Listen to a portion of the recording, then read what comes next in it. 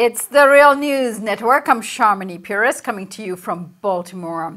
Iranians will be heading to the polls on Friday to elect a new president. Of the 6 original candidates, only 2 remain. Here's the incumbent president, Hassan Rouhani, on the campaign trail. We must think about people's progress and hope of Iran, and not to deceive the Iranian people.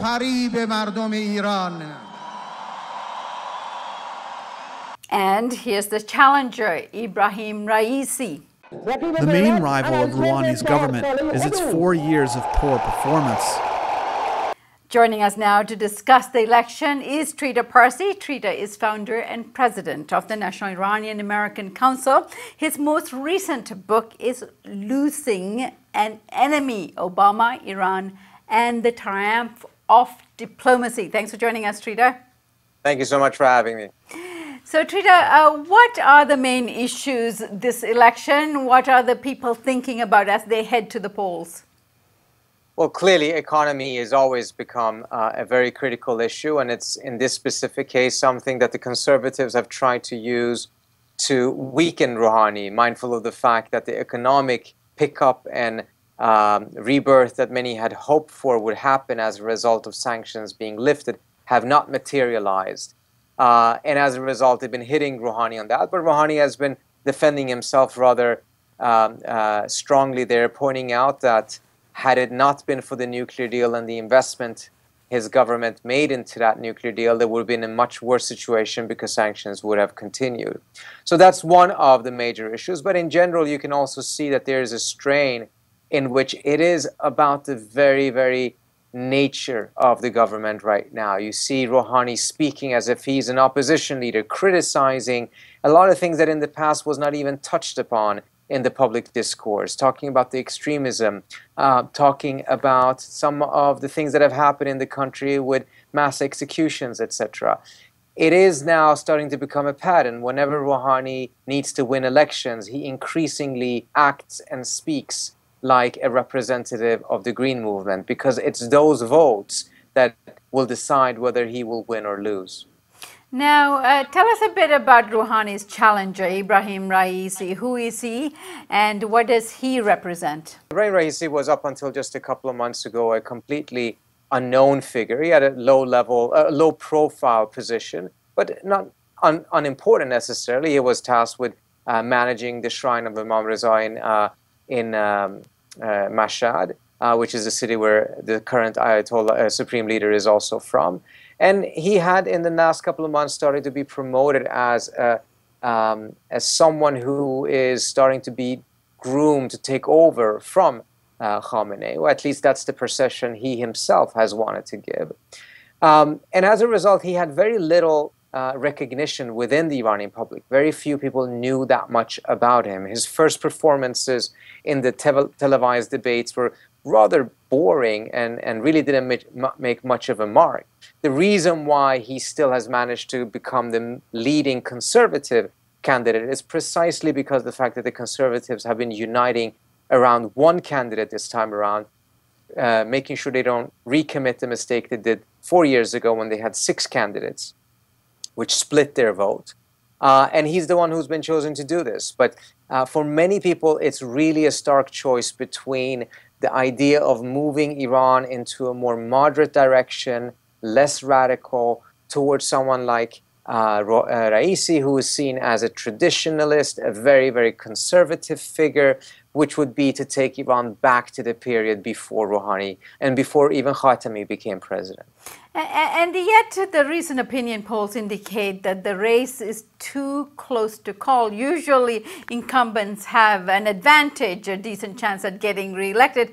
What is making President Rouhani his re-election difficult for him? Well, you know, this year IMF has predicted that Iran's economy is going to grow 6.6%. Usually, if you had an incumbent who had an economy that grew at 6 or 7%, they would almost be a shoo-in for re-election. That is, however, not the case in Iran, which is because much of this growth has been in the oil sector. It's really oil-driven growth.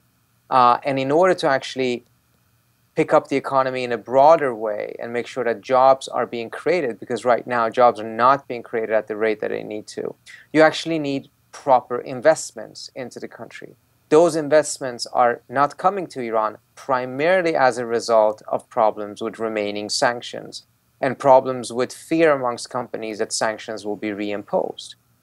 As a result, he has a growing economy that is growing in such a way that the average Iranian remains quite unconvinced and quite discontent.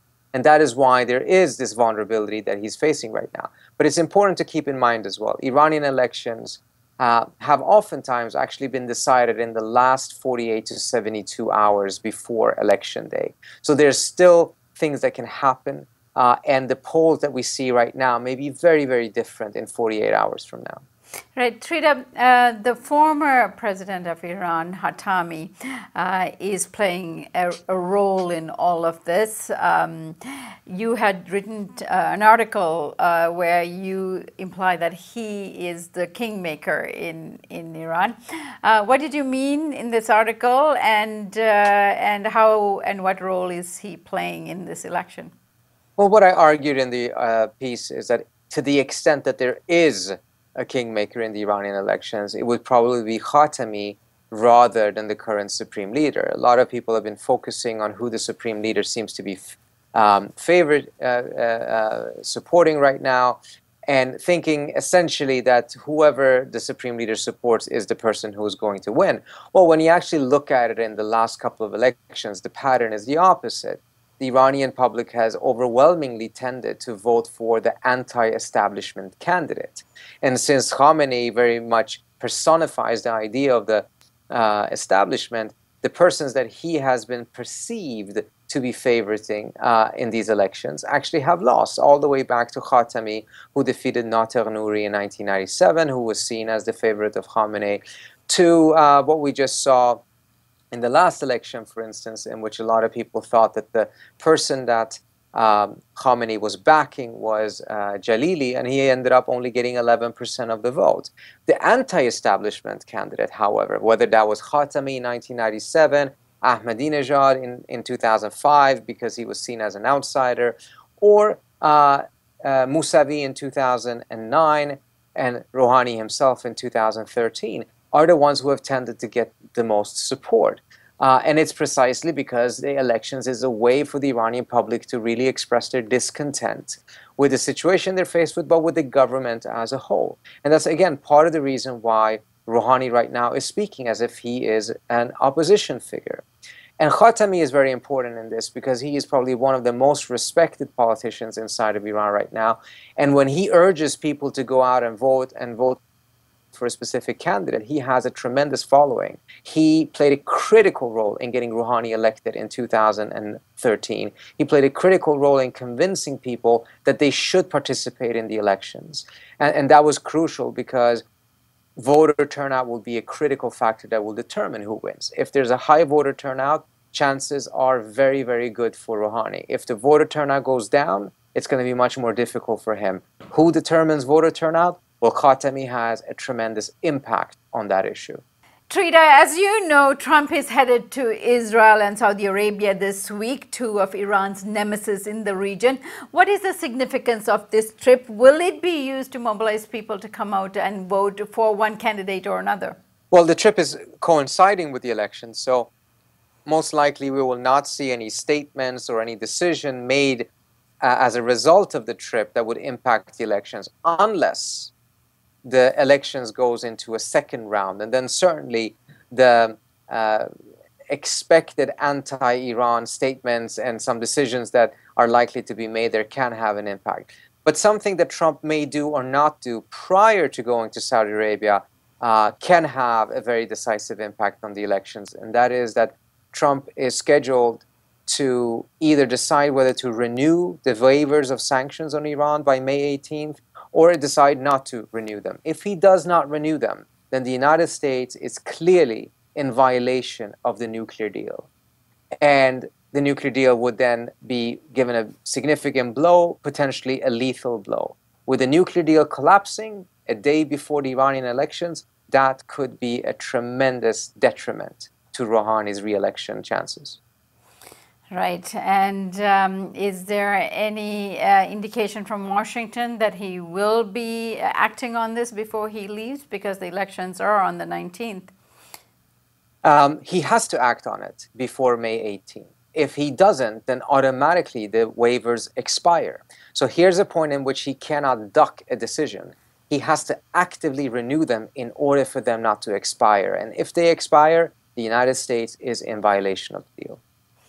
All right, Trita, I thank you so much for joining us and hope you can join us after the election as well. Thank you so much. Thank you so much. And thank you for joining us here on the Real News Network.